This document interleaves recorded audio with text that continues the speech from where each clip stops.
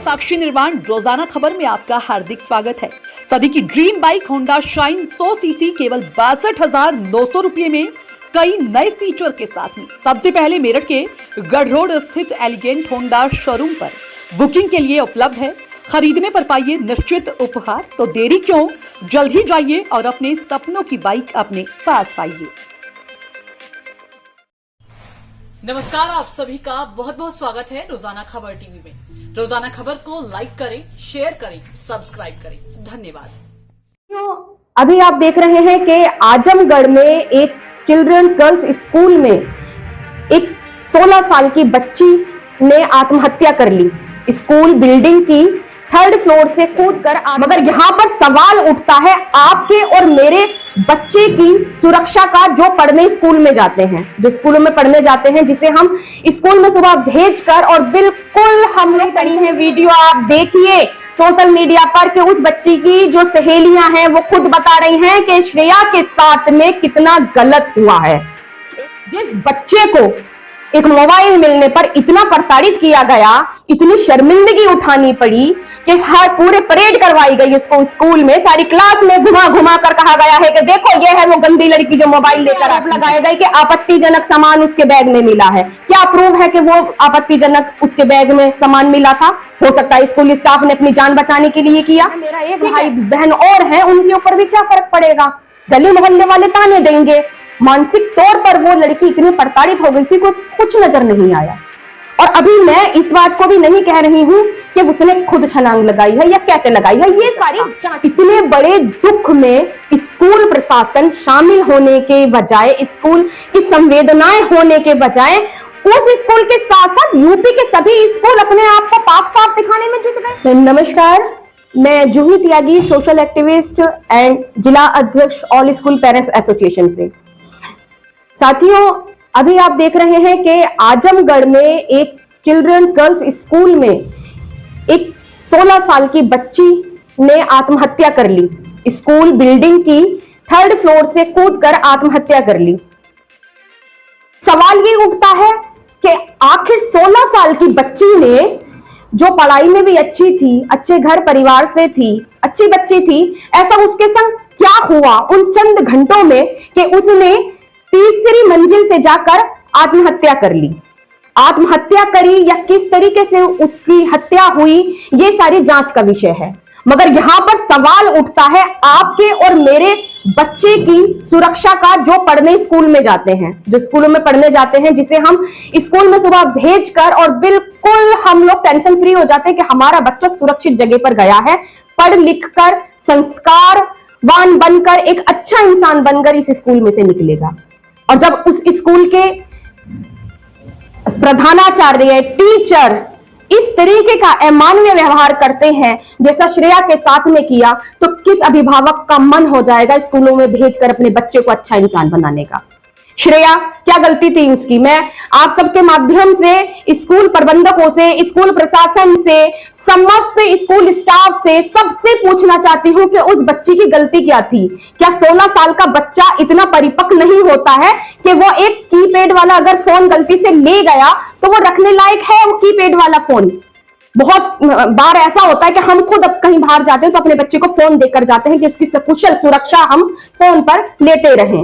अगर गलत थे, स्कूल के नियम कायदे कानून के खिलाफ बच्ची ने कोई काम किया था, तो स्कूल प्रशासन का फर्ज बनता था कि वो पेरेंट्स को तत्काल फोन करे और तत्काल स्कूल में बुलाए और बच्चे की शिकायत करे, बच्चे को पेरेंट्स के सामने डांटे कि आगे से इस प्रकार की गलती ना हो। पेरेंट्स को भी चेतावनी दे कि आगे से आपका बच्चा इस तरीके की गलती ना करे, क्योंकि उसका अन्य बच्चों पर भी असर पड़ता है। ये काम होता है, ये ड्यूटी होती है अपने स्कूल के कानून को मनवाने की, अपने स्कूल के नियमों को मनवाने की स्कूल प्रशासन की। मगर यहां पर कुछ बहुत बड़ा गलत हुआ, बहुत बड़ा घोटाला है। सबसे पहली बात, 3 दिन पहले मोबाइल मिला था, फ्राइडे को मोबाइल मिला था बच्चे के बैग में से, तो उसी दिन क्यों नहीं बुलाया पेरेंट्स को? उसी दिन एक रिटर्न एप्लीकेशन जानी चाहिए था, रिटर्न नोटिस जाना चाहिए था, चेतावनी जानी चाहिए थी कि आपके बच्चे ने स्कूल के नियम कायदे तोड़े हैं, इस प्रकार से काम किया है, आगे कुछ बहुत बड़ा काम हो जाता है तो हम जिम्मेदार नहीं है, वो जानी चाहिए थी। अब नोटिस जाना चाहिए था डायरी में, अगर वो नहीं गया तो डायरेक्ट फोन करके बुलाना चाहिए था। दूसरा, 3 दिन बाद जब सोमवार को फिर से बच्ची को प्रताड़ित किया गया है, ये मैं नहीं कह रही हूं, ये बच्ची के स्कूल के सहपाठी, उनके उस बच्ची के सहेलियां, आप सोशल मीडिया पर भरे पड़े हैं, इंटरव्यू भरी पड़ी हैं, वीडियो आप देखिए सोशल मीडिया पर कि उस बच्ची की जो सहेलियां हैं वो खुद बता रही हैं कि श्रेया के साथ में कितना गलत हुआ है। एक मोबाइल मिलने की वजह से उस बच्ची को, 16 साल की बच्ची, जो परिपक्व हो जाते हैं बच्चे 12 साल से, जो मानसिक तौर पर, शारीरिक तौर पर, बस कानूनी तौर पर वयस्क उनको 18 साल का माना जाता है, मगर 13-14 साल के बच्चे भी बहुत समझदार हो जाते हैं। उन्हें अपनी ईगो, अपनी प्रतिष्ठा, मान प्रतिष्ठा सबका होता है। जिस बच्चे को एक मोबाइल मिलने पर इतना प्रताड़ित किया गया, इतनी शर्मिंदगी उठानी पड़ी कि हर पूरे परेड करवाई गई इसको स्कूल में, सारी क्लास में घुमा घुमा कर कहा गया है कि देखो ये है वो गंदी लड़की जो मोबाइल लेकर आती है। झूठे आरोप लगाए गए कि आपत्तिजनक सामान उसके बैग में मिला है। क्या प्रूव है कि वो आपत्तिजनक उसके बैग में सामान मिला था? हो सकता है स्कूल स्टाफ ने अपनी जान बचाने के लिए किया। ठीक है, स्कूल स्टाफ बोलता है कि हमने किया था। प्रिंसिपल का मैंने इंटरव्यू देखा, उसने कहा कि हमने पेरेंट्स को बुलाया था। जब मीडिया ने सवाल करा कि आपको पेरेंट्स को बुलाना चाहिए था, मोबाइल मिला, हाँ हमने बुलाया, पर पेरेंट्स कहते हैं कि नहीं, सबसे पहले तो फोन किया गया गुमराह करने के लिए, समय लेने के लिए पिता को, कि भाई ऐसे आपकी बच्ची है, इस स्कूल में पढ़ती है, क्या नाम है, कौन सी क्लास में है, सेक्शन कौन सा है, कॉमर्स है, आर्ट है, साइंस है, क्या है। इतना समय लिया गया। बाप ने कहा कि भाई क्या परेशानी है, मैं आ जाऊं स्कूल में? तो बोलते हैं कि नहीं आप मत आइए, और ये लेडीज का मामला है, अपनी वाइफ का नंबर दीजिए। अगर तब तक वो लड़की जिंदा थी तो क्या उस बच्ची के पास अपनी माँ का नंबर नहीं था? उस बच्ची से उसकी माँ का नंबर नहीं लेना चाहिए था? बाप को फोन करके इसकी माँ का नंबर क्यों लिया गया? फिर माँ के पास फोन जाता है, माँ से भी यही सारे सवाल दोहराए जाते हैं। ठीक है, फिर वो जब तक पहुंचते हैं तब तक साक्ष्य मिटाए जाते हैं। सबसे बड़ी चीज है, किसी भी, मैं स्कूल के साथ साथ अन्य संगठनों में भी कह रही हूं, अगर कोई हादसा हो जाता है तो उसको एज इट इज रहने दो। अगर तुम बिल्कुल साफ पाक हो और तुम्हारा कोई हाथ नहीं है, कोई कुछ नहीं किया है तुमने गलत काम, तो उसको वैसे ही रहने दो, क्यों साक्ष्य मिटाते हो? बच्चे कह रहे हैं, मैं आपके चैनल के माध्यम से बता रही हूं कि उस स्कूल की बच्चियां बोल रही हैं कि पानी से खून साफ किया गया है, धुलाई की गई है पुलिस के आने से पहले। क्या ये सारी चीजें ये नहीं दिखा रही है कि कुछ गलत हुआ है उस बच्ची के साथ में? क्या ये नहीं दिखा रही है कि उसको इतना मेंटल टॉर्चर किया गया है कि उसने सोचा कि यार मैं अब जी कर ही क्या करूंगी, मेरी तो इतनी बेइज्जती हो गई, इतना इंसल्ट हो गया है। ये काम वही बच्चा कर सकता है जो एक समझदार सेंसिटिव बच्चा है कि भाई हमारे, मैं सही थी तब भी मेरे संग गलत हुआ, क्यों गलत हुआ? तब तो मुझे कोई जीने का हक ही नहीं है। मेरे माँ बाप जो मजदूरी करते हैं, मेरा एक भाई बहन और है, उनके ऊपर भी क्या फर्क पड़ेगा? गली मोहल्ले वाले ताने देंगे। मानसिक तौर पर वो लड़की इतनी प्रताड़ित हो गई थी कि कुछ नजर नहीं आया। और अभी मैं इस बात को भी नहीं कह रही हूं कि उसने खुद छलांग लगाई है या कैसे लगाई है। ये सारी बच्चे के मरने के बाद देखिए, माँ बाप के लिए तो ये पहाड़ दुख है जो जीवन भर खत्म नहीं हो सकता। इतने बड़े दुख में स्कूल प्रशासन शामिल होने के बजाय, स्कूल की संवेदनाएं होने के बजाय, उस स्कूल के साथ साथ यूपी के सभी स्कूल अपने आप को पाक साफ दिखाने में जुट गए। सबसे बड़ा मुद्दा यह है कि आप अपनी गलती नहीं मान रहे हैं और उस गलती को छुपाने के लिए आप और गलती पे गलती करे जा रहे हैं। उस गलती को छुपाने के लिए आप ऐसा अमानवीय व्यवहार कर रहे हैं बच्चे के परिवार के साथ में, उस स्कूल प्रशासन के साथ में, पूरी यूपी के स्कूल मिलकर, सारे प्रधानाचार्य मिलकर, सारे संघ मिलकर, एसोसिएशंस मिलकर, स्कूल एसोसिएशंस मिलकर आप धरने प्रदर्शन कर रहे हैं। कैसे कैसे आप शिक्षा के मंदिर चला रहे हैं, कैसे आपको आप गुरु कहते हैं। आपने कल सभी यूपी के स्कूल्स प्रबंधकों ने, प्रिंसिपल्स ने, एसोसिएशंस ने कल स्कूल बंद रखे। मैं आपके चैनल के माध्यम से बताती हूं कि कल 8 अगस्त 2023 शिक्षा के क्षेत्र में काला दिन था। काला दिन हम घोषित करते हैं कल के दिन को, क्योंकि कल आपने ज्ञान का मंदिर होने को बिल्कुल नकार दिया। आपने स्कूल को, शिक्षा को बिजनेस बनाया था, वो आपने कल अपना बिजनेस प्रूव कर दिया कि हाँ हमारा बिजनेस है, हमारे यहाँ पर तो ऐसी घटनाएं दुर्घटनाएं होती रहती हैं, मगर हमारा बिजनेस ऐसी चलेगा। हमारे बिजनेसमैन के संग में अगर किसी प्रकार की गलत होता है या पुलिस अरेस्ट करती है तो हम इस प्रकार का प्रदर्शन करेंगे।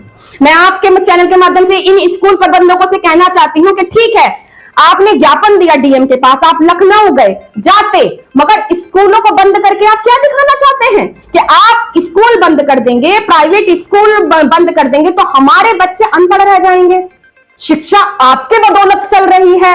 प्राइवेट स्कूलों से पहले तो शिक्षा थी ही नहीं, शिक्षित था ही नहीं समाज, अपने बच्चों को कोई पढ़ाता ही नहीं था। सीबीएसई बोर्ड जब से आया है और आपके धंधे चले हैं, तब से ही हमारे बच्चे और हम शिक्षित होना शुरू हुए हैं। हम तो सीबीएसई बोर्ड से नहीं पढ़े मगर हम शिक्षित हैं। क्यों?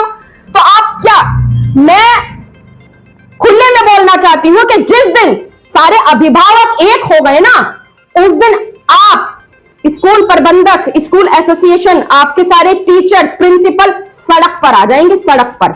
और एक बात मैं और बताती हूँ कि जितनी स्कूलों की जो बिल्डिंग पर आप घमंड करते हो ना कि देखो जी हमारी इतनी बड़ी बड़ी बिल्डिंग है, हमारे यहाँ पर तो इतनी अच्छी पढ़ाई होती है, इन बिल्डिंग की जो एमईआई है ना, मतलब जो इंस्टॉलमेंट है, अगर हमने अपने बच्चों को आपके स्कूलों में जाने से रोक लिया, भाई सब भिखारी हो जाएंगे आप एक दिन स्कूल बंद करके क्या जताना चाह रहे थे?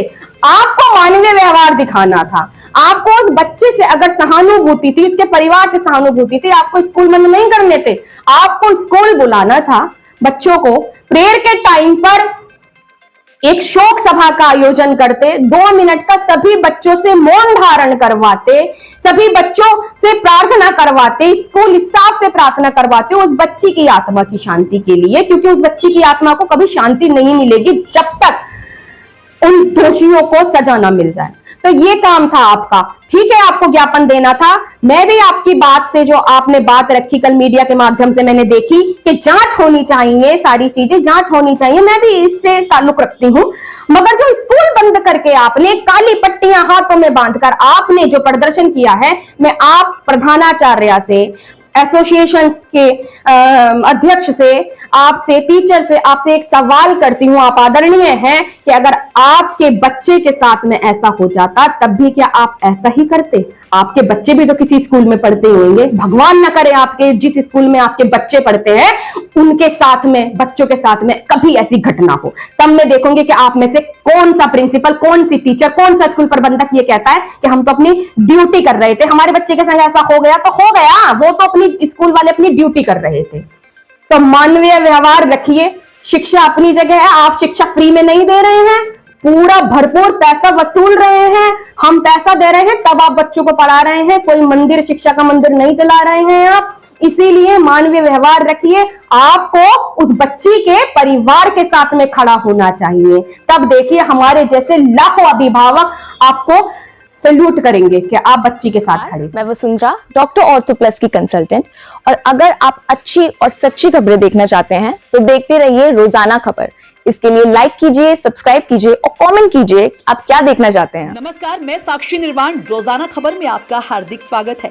सदी की dream bike Honda shine 100 CC केवल 62,900 रुपए में कई नए फीचर के साथ में सबसे पहले मेरठ के गढ़ रोड स्थित एलिगेंट होंडा शोरूम पर बुकिंग के लिए उपलब्ध है।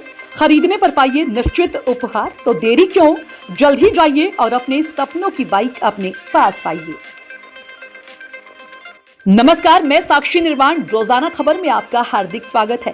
सदी की dream bike Honda shine 100 CC केवल 62,900 रुपए में कई नए फीचर के साथ में सबसे पहले मेरठ के गढ़ रोड स्थित एलिगेंट होंडा शोरूम पर बुकिंग के लिए उपलब्ध है। खरीदने पर पाइए निश्चित उपहार, तो देरी क्यों, जल्द ही जाइए और अपने सपनों की बाइक अपने पास पाइए।